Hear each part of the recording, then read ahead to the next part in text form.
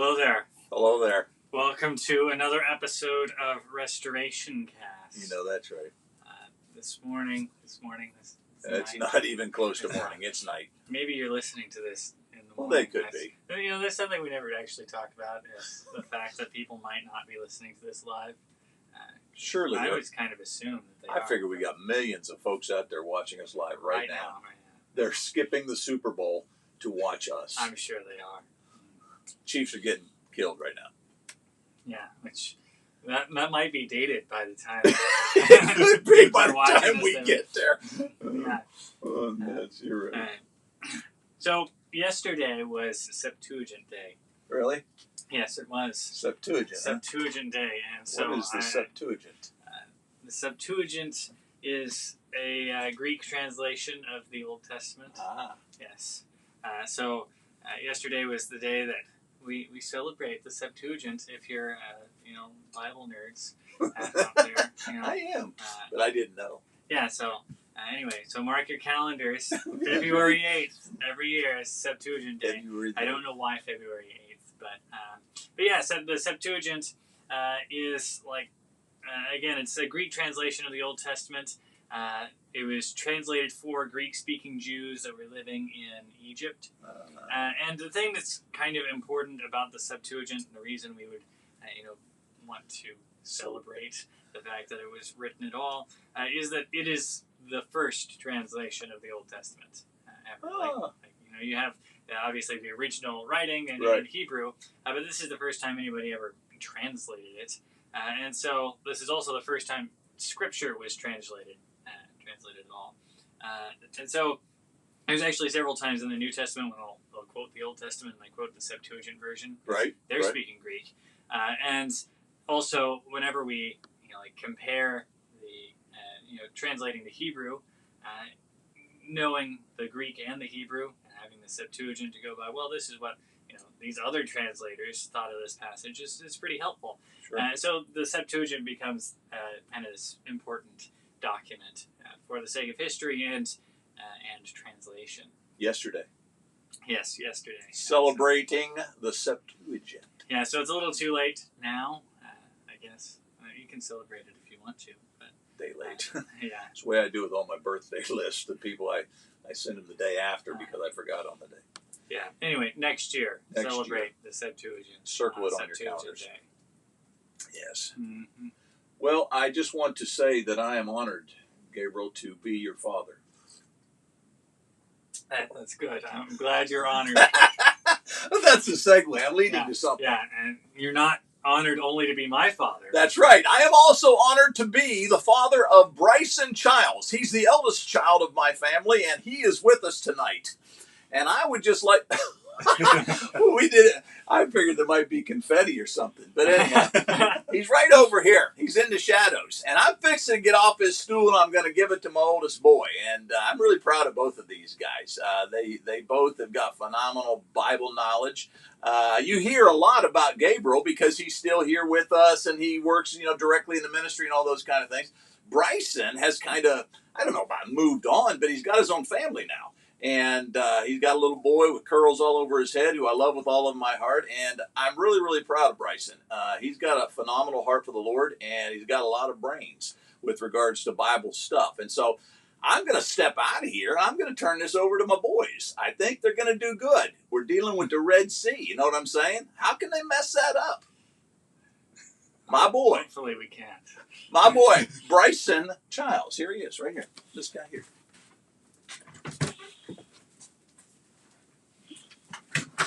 Here I am. Here you are. My curly-headed son picked out my apparel for the evening. It has nothing to do with the Super Bowl. No, but it's very football festive. I like it. Yeah, thanks. So it's good to have you on the show. Special guest star. I've never had one before, so I even get a sign. Yeah, you get a sign. That's what we're going to start doing for all of the guests from now on. I like it. If we ever have another one. I like it. Probably won't be as famous as me. Probably not. But anyway, so I got some interview questions here. Who is this? Another special guest? Another son wants to say hi. Oh. He coming in. Would you like to say hi? Hi. This is the one that picked out my jersey for the evening. Yes. Did you have anything else you wanted to say, or just hi? No. Okay. Well, thank you for coming to visit us, Judah. Goodbye. Enjoy the Super Bowl commercials. All right, so I've got some interview questions here for you. A couple of these have to do with geography, which is our theme for this semester. But then the first couple here is just kind of get to know you questions, which obviously I already know the answers to. Yeah. But not everybody else out there knows the answers, so I figured we go ahead. So what has your relationship been in the past with ministry? Well, of course, being your brother, I grew up in ministry. Mm-hmm. So I've been in some sort of ministry for literally since I was born. Yeah. But I did go to college, to Bible college. I got a degree in biblical studies, and I did work in youth ministry for a time. Was also I worked with MAP, the Missionaries for America program, for again most of my life, and was on the board up until this year. This is my first year not on the board, but so I've had a little bit of a relationship with ministry. Yeah, definitely.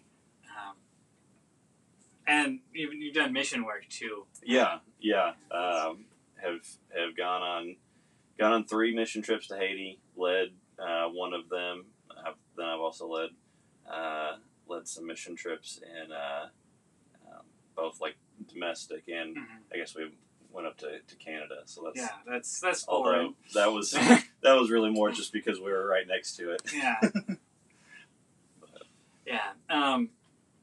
Yeah, and Haiti's where you didn't propose. You asked Victoria out on your first date, right? Yep. And, first date. Yeah. So Yep. that's where we get Judah. Yep. He wouldn't be here without one of those Haiti mission trips. Yeah. So obviously, ministry has been very important. In both of our lives. Mm-hmm. I wouldn't have a nephew, but yeah, it's been very important to you. It seems like. But right now you're not. You're in. I'm calling it capital M ministry. Yeah. I think that's how we always think of it, as if you're not a preacher or a youth minister or a foreign missionary, then you can't possibly be in ministry. But that's not my perspective, obviously. Why I call it capital M ministry, because I want to make light of that a little bit, because I don't think that's how it is. But I think you have an interesting perspective on this, because most people are either like me, that they're probably not like me, more like Dad, but they've gone through Bible college and they're currently doing ministry. I'm currently in Bible college, so I guess I don't fit in that category. But they're people that have been trained to do ministry and are currently doing it, or they're people that have never had any interest or desire to be in ministry in any way and aren't. And so I feel like you have an interesting perspective on that, because you've been in ministry, capital M ministry again. You've been in that for most of your life, and yet you have a regular person job. Selling trailers. Yeah. And so, what would you say? How do you keep working for God? Keep doing ministry, really, without being in ministry. Yeah, I've thought about this quite a bit recently, and Victoria and I have even talked about it some. Just from the standpoint of, a lot of people. You're right. A lot of people feel like if you're not if you don't get paid to do ministry, then you're like in a lesser class of Christians. And I think it's pretty clear whenever you look at Scripture that even though the majority of Scripture is written by people who were, I don't know if they were necessarily getting paid for it, but who were that was their full time, that was what they did. There's a lot of people in the background that are mentioned, a lot of times by name, sometimes, just alluded to, but who really are the ones driving, given the ability. I think of Priscilla and Aquila, who we don't really know that much about them, to be honest, but they're leading people to Jesus just through their everyday lives.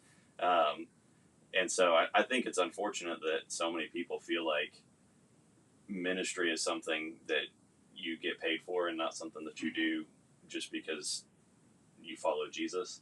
And that's kind of the thing that I've sort of found, and it's been on my mind somewhat recently, is just the idea that, growing up, and I'm sure we're 10 years apart, so Yeah. we kind of grew up a little bit differently, but Yeah. I'm sure you feel the same way, though.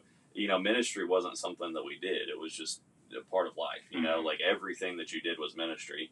And one of the things that I think of was, we used to eat at tamales all the time, and we'd write notes to the waiters and waitresses on napkins and everything, just to encourage them.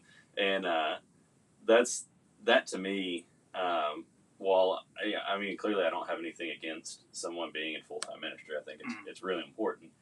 But I think that whenever if you want to talk about people who are really in the trenches of everyday, life of really building the kingdom, it's the people who, they don't necessarily get paid for it. They're around, the world on a daily basis.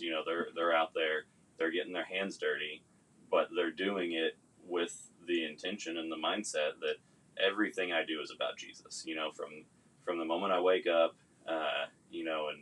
and eat my breakfast to the time that I lay my head down on the pillow and go to sleep. Like I'm looking for ways to shine Jesus' light, to show people the love of God, and it doesn't always have to be necessarily anything crazy, but people who are just looking for an opportunity to share Jesus with someone. Yeah. I think, to me, that's really the heart of Christianity, is that just desire to just share Jesus. Mm-hmm. Yeah, I agree. I think a lot of times we kind of, I don't know, again, this is coming from a guy who's in Bible college, but I think we kind of put a lot of emphasis on, you have to have like the right knowledge, the right qualifications to be able to do something for God. Yeah. So in Bible college, learning all this stuff about the Bible so that I can go and serve God. But I think there's like a base level knowledge that every Christian, if they're a Christian, they have it. And if you have that base level of knowledge, you can go out and do some kind of ministry. Yeah. Maybe all you can say is like, I know that Jesus is King, and I want to live for Him, and I'm going to go out and share that with people. It can be as simple as that, but there is like this base level knowledge that you have if you're a Christian that you can use to do ministry. Yeah. And I feel like we don't give enough credence to that. Yeah. That idea. Yeah, I agree. It can be as simple as just looking for somebody to pray for on a daily basis, or looking for somebody to to give a cup of water to, or food to, in the name of Jesus. It doesn't have to be preaching a sermon necessarily, although it can be. But it doesn't have to be something complicated. It can be very simple and yet very profound at the same time.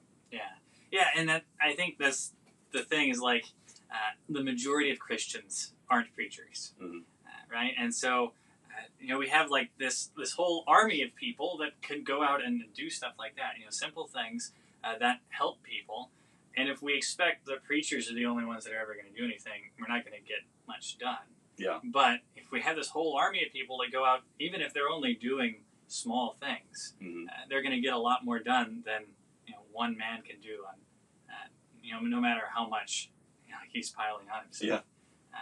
Yeah. Yeah, I agree. Jesus almost said something like that. All right.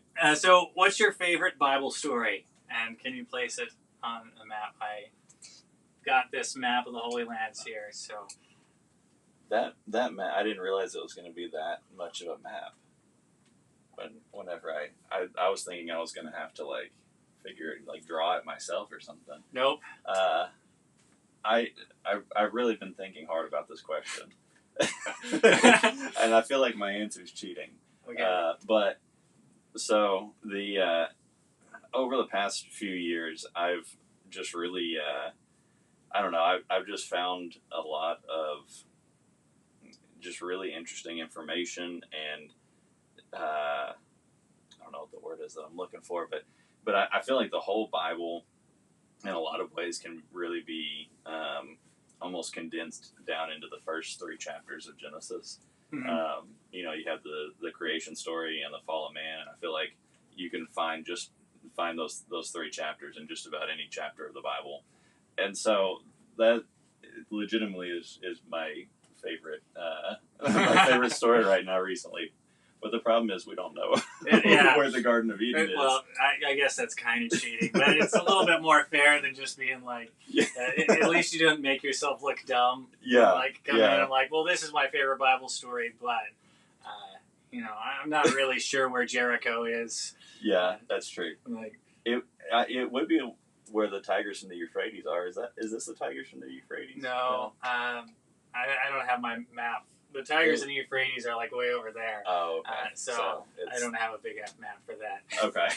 But it's somewhere over here. Yeah.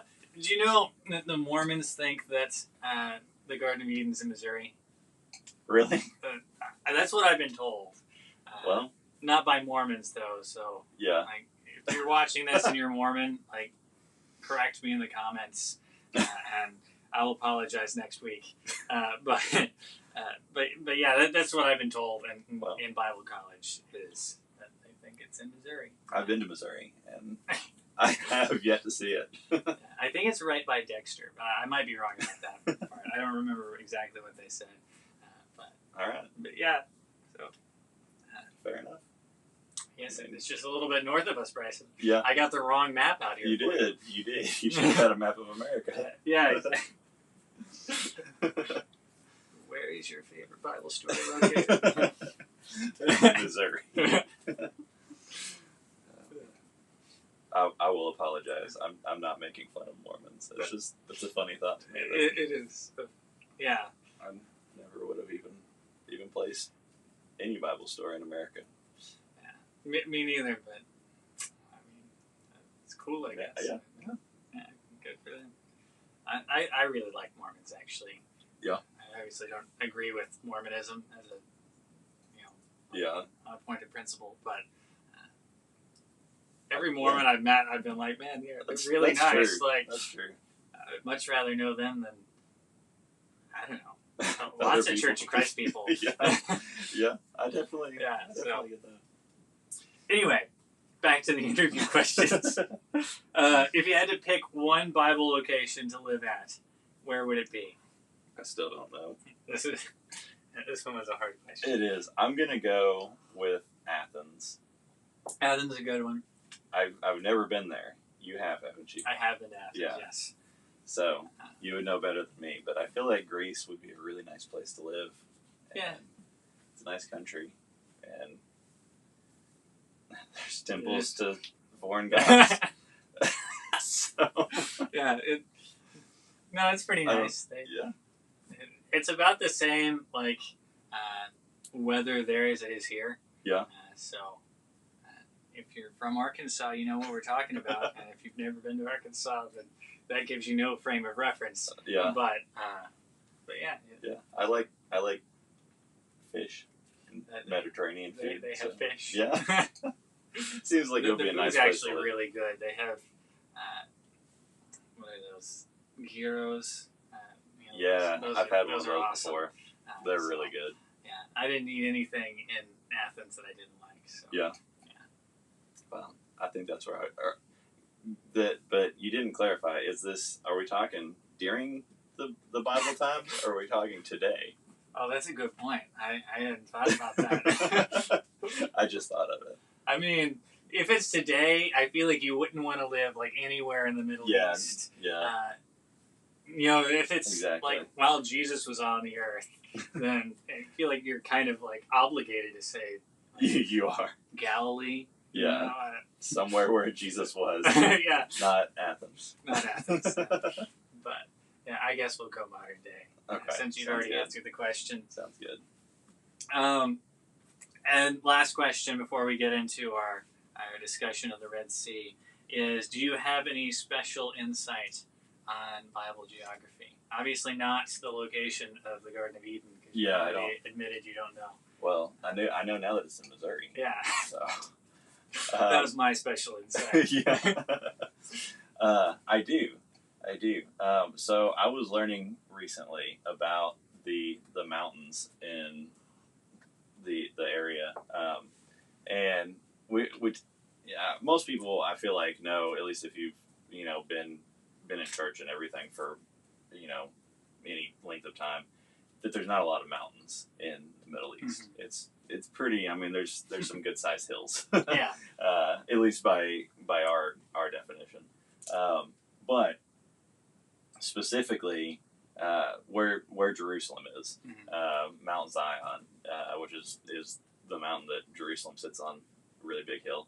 Yeah. In the Psalms, they talk a lot about the Zion being a tall mountain, which it's not. But I always felt like, or I always just assumed that was because that's just what they knew. Like, mm-hmm. mountains just aren't that tall around there.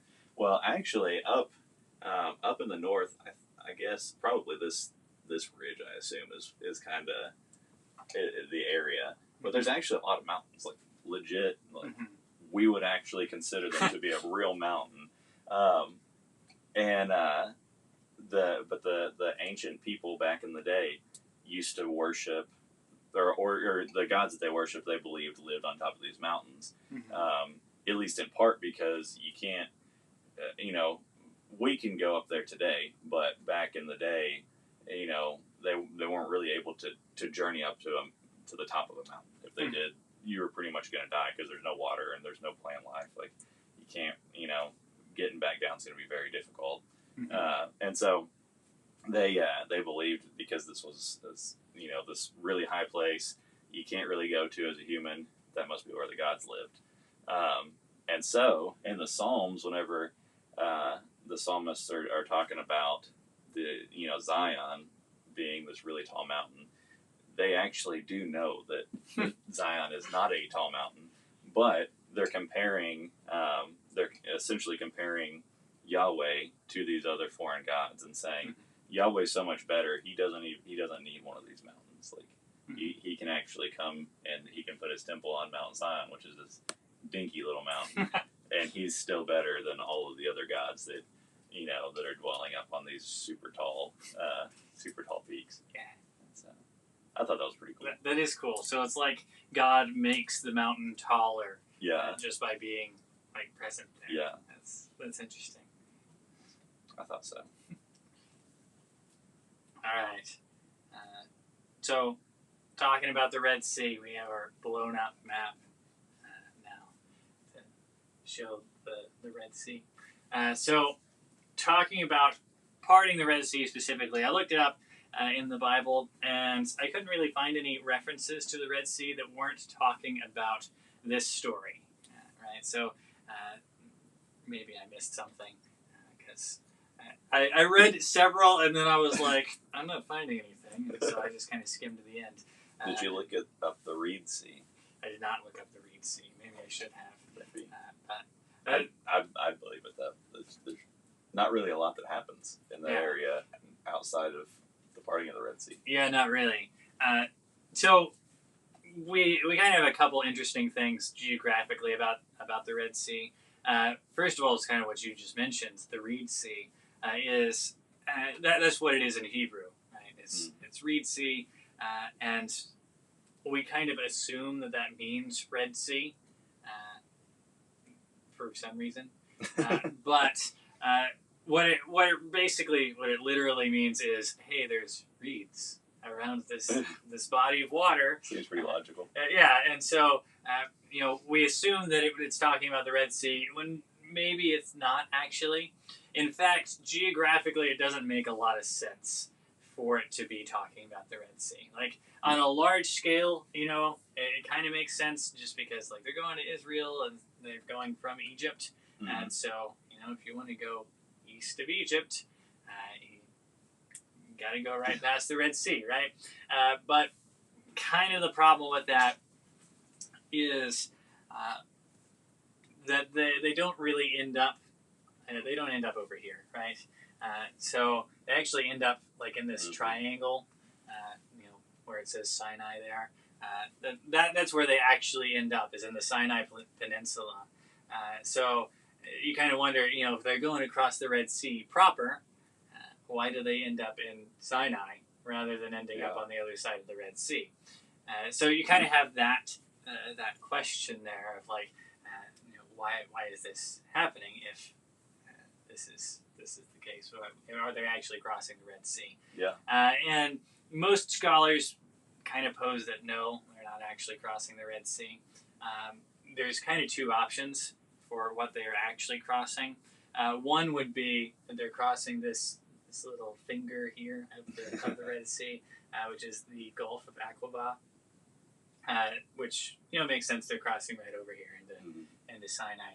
The other is there's several lakes right up here, like salt lakes in this area, and both of these would have been places that had like papyrus reeds growing along the riverbanks. And so that's kind of the classification for them, is like we're looking for somewhere that has reeds. And the problem is there's so many locations that have reeds that you can't just be like, oh, it's this one.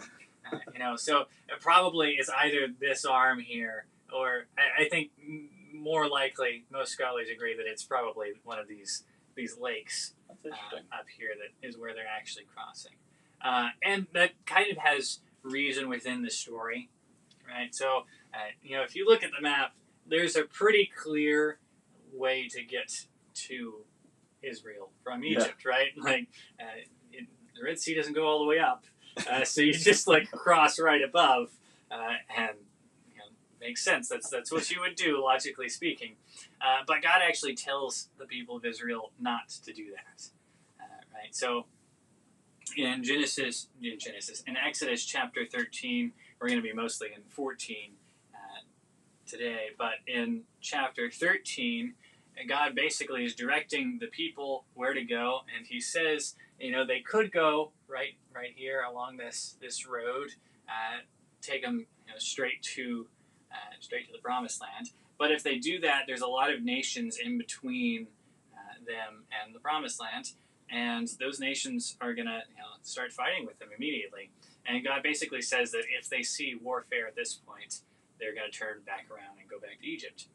And so he says, we're not going that way. We're going to go by this different route. Which, that basically gets us straight into the lesson. So for the lesson, I want us to be asking ourselves this question of, why does God save his people? Because as you read the lesson, as you read the chapter 14, you kind of get this idea that God is doing all of this stuff on purpose, right? That for some reason God wants his people to be put in danger, which is an odd thing. Like, it's a little weird. Yeah, I don't typically think of God that way. Yeah. That he would want to put the children of Israel in danger. But that's kind of what you see happens. So we recognize God does have a purpose because he's the one that's doing this. And so we kind of ask ourselves, what is his purpose? So Exodus chapter 14, verse 2. Verse 1 just says God's talking to Moses, so I skipped it. But Exodus 14:2 says, "Tell the sons of Israel to turn back and camp in front of Pi-hahiroth between Migdol and the sea. You shall camp in front of Baal-Zephon opposite it by the sea." So as you can see, God basically specifically says to Moses, I want you to make sure that the children of Israel are right there next to the sea. And knowing the rest of the story, that doesn't make a lot of sense, right? Yeah. Like, we know the sea is the obstacle. It's the reason that they get trapped with Pharaoh and all of his chariots and everything. that's the problem, is there's a sea in the way. And God positions them right there in front of the sea. And then the next thing, so verses 5 through 8, when the king of Egypt was told that the people had fled, the mind of Pharaoh and his servants was changed toward the people, and they said, "What is this we have done, that we have let Israel go from serving us?" So he made ready his chariots and took his army with him, and took 600 chosen chariots and all the other chariots of Egypt, with officers over all of them. And the Lord hardened the heart of Pharaoh, king of Egypt, and he pursued the people of Israel, while the people of Israel were going out defiantly. So, first of all, God puts the children of Israel right here next to the sea, right? Right there next to the obstacle. And then it says God hardens Pharaoh's heart. God is the one that's directing Pharaoh to go after the children of Israel. And, again, like my thought is this doesn't make sense, right? Yeah, not really. Yeah, so you kind of say, well, why does God have such an interest in putting his people in danger? And I think ultimately, the answer is kind of obvious, that he puts them in danger so he can save them. Mm-hmm. Because God's not ever going to allow them to actually be in any kind of danger, because he's gonna fix it. But at the same time, God does this for a reason. He does all of these different things. So the question becomes, again, why does God save his people? And I think we find the answer within the story. So there's kind of two parts to my answer. The first part has to do with this idea of silence. So Exodus 14, verses 13 through 15a. And Moses said to the people, "Fear not, stand firm and see the salvation of the Lord, which he will work for you today.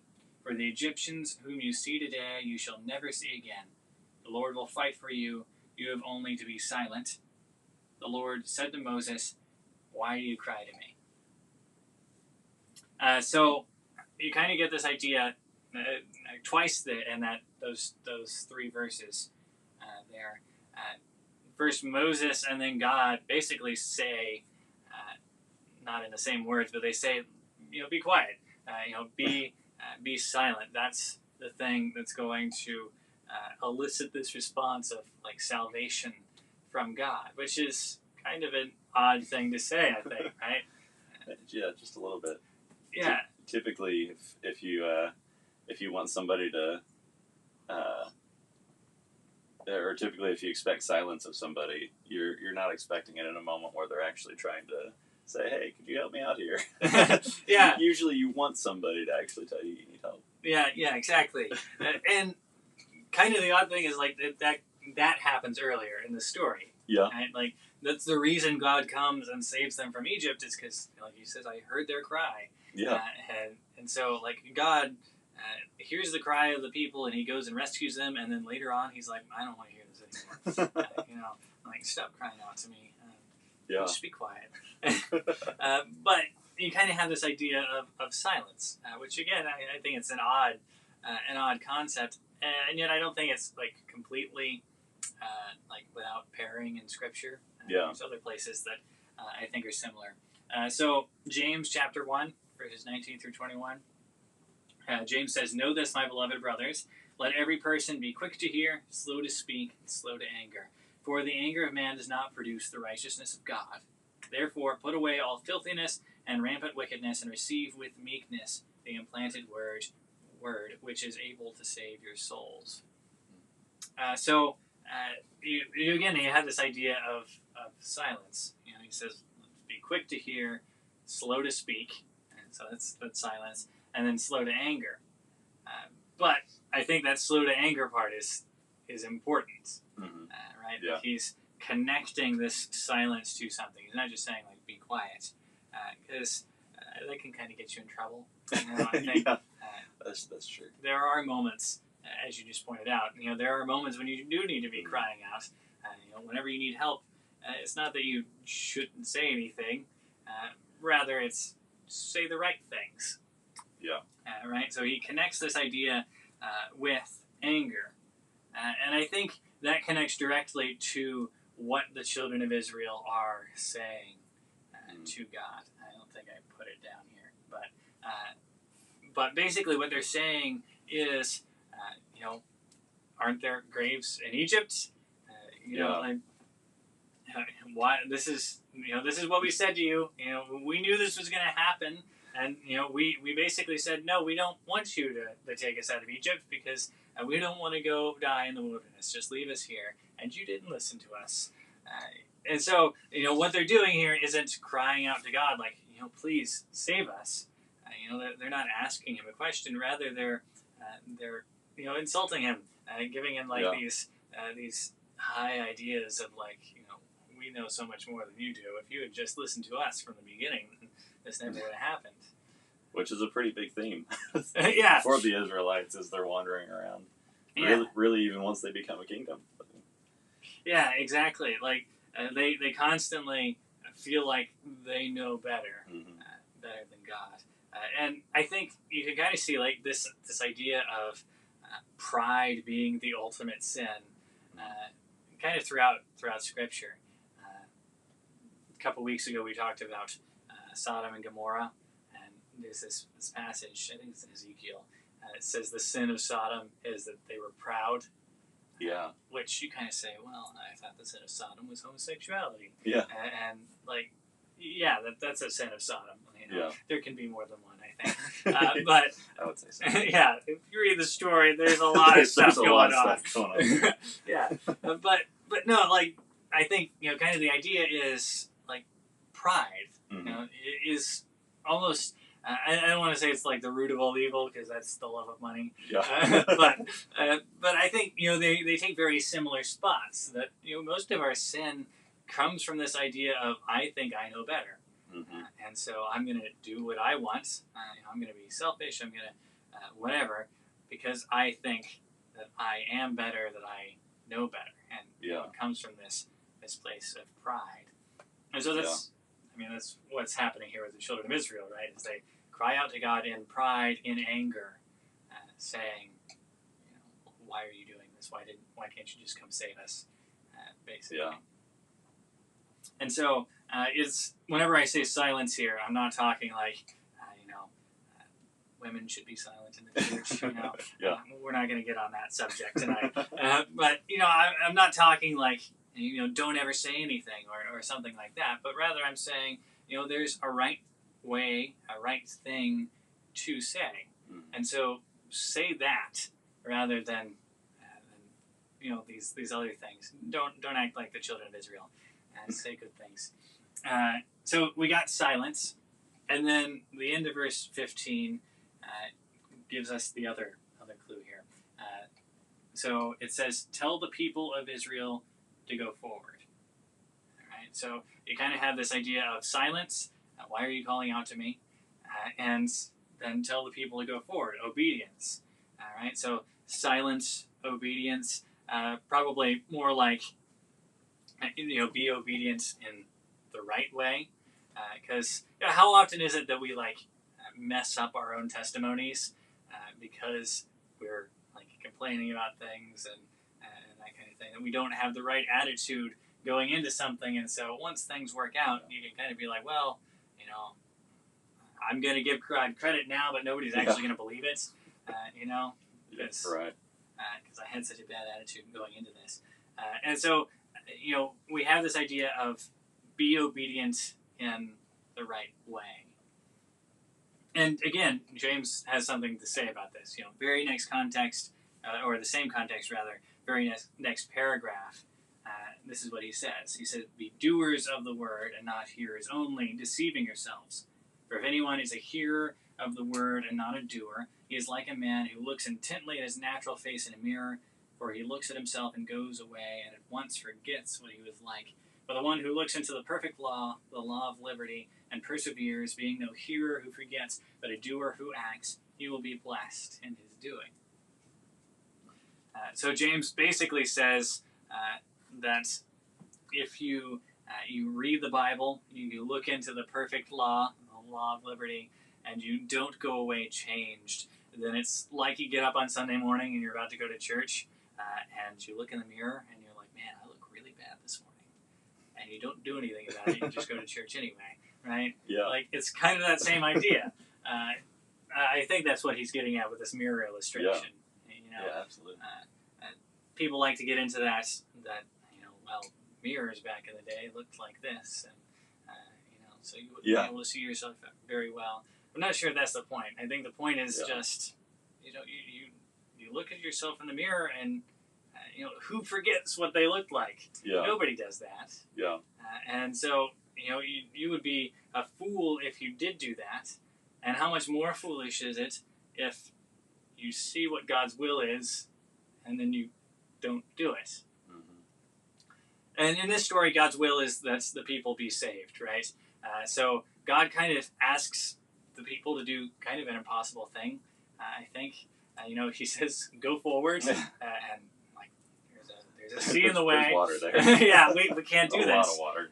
And then the very next thing he says to Moses, hold your hand out, your staff out over the ocean, or the sea rather, and I'll part the waters, basically. So he doesn't ask Moses to do something impossible, but he says, take this step that you can take, and I'll do the rest. Yeah. I'll do the impossible part. Yeah. And Moses, to his credit, has the faith to do it. Yeah. I mean, how much faith does it really take to stick your staff out over the water? That is true. But yeah, I think most people would be like, "Well, why do you ask me that?" Yeah, it's a weird thing to ask. Yeah. It'll throw me off a little bit. Yeah, exactly. So then God does. He parts the waters. The children of Israel make it across on dry ground, and then the Egyptians go in after them. God clogs their wheels of their chariots and all this stuff, and then the waters come back in over top of them. And I think the moral of the story is this. God actually says this. God is trying to get glory for himself.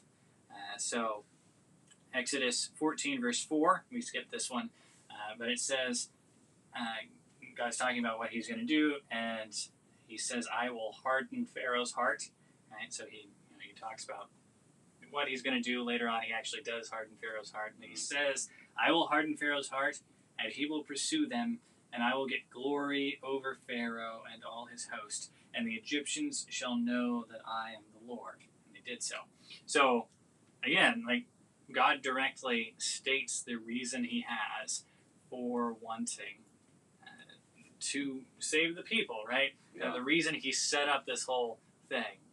God admits, yes, I am the one that kind of created this problem, and the reason I did it was so that I could get glory over the Egyptians. And then he says it again.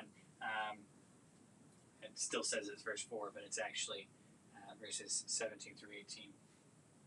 It says, and I will harden the hearts of the Egyptians so that they shall go in after them. And I will get glory over Pharaoh and all his hosts, his chariots and his horsemen, and the Egyptians shall know that I am the Lord when I have gotten glory over Pharaoh, his chariots, and his horsemen. So God, again, twice he says this. He says, the reason that I did this whole thing is so that I could get glory. And then chapter 15 is basically just the children of Israel praising God. The first half is like Moses singing the Song of Moses, which is just him saying, man, isn't God cool because he saved us from the Egyptians. Yeah. And then there's the women come out with tambourines, and Miriam sings a song. So most of chapter 15 is about this idea of giving glory to God. That the children of Israel are becoming a part of this plan now. And so the people do they work into this plan. Everybody knows now that God is he is the true God. And so 40 years later, they go to Jericho, and Rahab says that same thing, right? She said, I've heard about your God. I've heard what you guys have been doing. You've been taking out all of these kings. You destroyed Egypt. You've done all of these different things. I've heard the stories, and so now I want to follow your God. I'm gonna convert to Judaism because I've heard the stories. Yeah. So God's plan is working. And it's interesting. You go back to the story of Abraham, and God tells Abraham that his family is going to be a blessing to the nations. Yeah. And then you see it here in the story. Even in the Exodus, how God is setting them up to have that opportunity for, like you're saying, because if the nations don't see God's power, and at this in this time, at this and in this place, who's really gonna follow him and seek him? Mm-hmm. There's all these other gods, that they could be following, but the nations have this opportunity to see his power, and therefore the offspring of Abraham were able to become a blessing, even if it's only to one person, Mm-hmm. In Rahab later on, and although there's quite a few others as well, but it's interesting to see that being set up in Exodus. Yeah, definitely. I don't know how many people I've heard say that like the Old Testament is not missional. That there's not really missionaries in the Old Testament except Jonah. Yeah. I don't know how many people I've heard say that, and yet I don't think it's true. Right? Like missions isn't as I don't know. It's not as blatant, I guess. The New Testament, it's very clear that they're sending out missionaries and all these different things. But the Old Testament is definitely missional, right? Yeah. Like, that's what's going on in that, especially with the Rahab story. But that's what's going on even in the story of the parting of the Red Sea. Mm-hmm. Is God doesn't say, I want the children of Israel to know that I'm God. He says, I want the Egyptians to know. Yeah. Right? I'm doing this so that this foreign nation will recognize that I'm God. Mm-hmm. And I don't think we think about that a lot of times. But a lot of times we think, Israel's the chosen people of God, and so they're the only ones that got to know God. Right. Like, no, that's not the point. Like, the reason nobody else knew God is because Israel was bad at their job. They're supposed to be missionaries. Yeah. They're like this kingdom of priests. They're supposed to be the people that are bringing God to the rest of the world. Yeah. And whenever they do that, you have people like Rahab. Yeah. That you have people that are converting. But, it's really a testimony to how bad the Jews were at their job. Yeah. It is, the fact that there are so few converts. Yeah, that's very true. All right. So, the moral of the story, basically, in my estimation, you guys might have a different moral for this, but the moral of the story is God saves us so that we can give him glory. And we do that by what we talked about, right? This silent obedience, or, be obedient in the right way. That's how we give God glory. We go out, part of that's we talk about him, right? Mm-hmm. We talked about this during the interview portion. Yeah. But, part of that is we talk about God. That's what giving God glory means. Part of it means we worship. So like the children of Israel in chapter 15, we go out and you see a beautiful sunset or a rainbow, or the leaves changing colors, or any other number of things. You see the sea parting, and definitely praise God at that point. Yeah. But you see, we all see things every day that are glorious, that Mm-hmm. God has put there in our paths.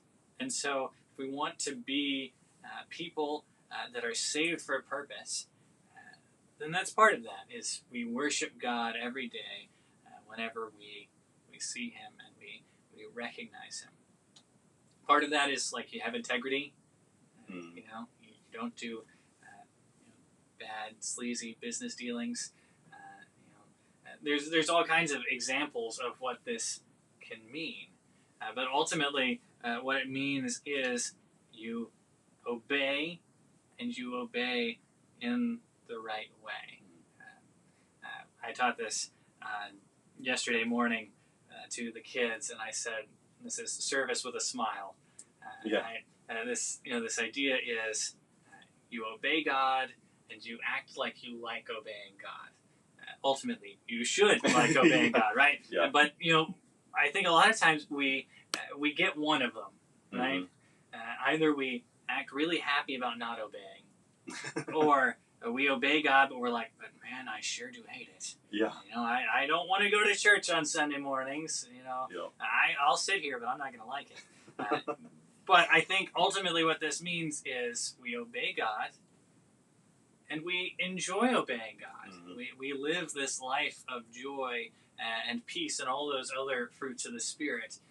And those are the things that make our lives missional. They're the things that give God glory. All right. So these are the questions for all of the SBS students. So if you want to take a picture of that or save it somehow, these are the questions that are going to be up for you guys to answer. You have any other comments before we sign off? It's good to be here. Good to get to sit here and talk Bible with you. I enjoyed it. I enjoyed having you on, so we'll have to do it again sometime. Sounds good. I like it. All right. I will talk to you guys next week. I actually don't know what I'm talking about next week, so I want to figure that out. Yeah, next week we'll talk about something. It'll be Bible geography, and so I'll talk to you then. God bless.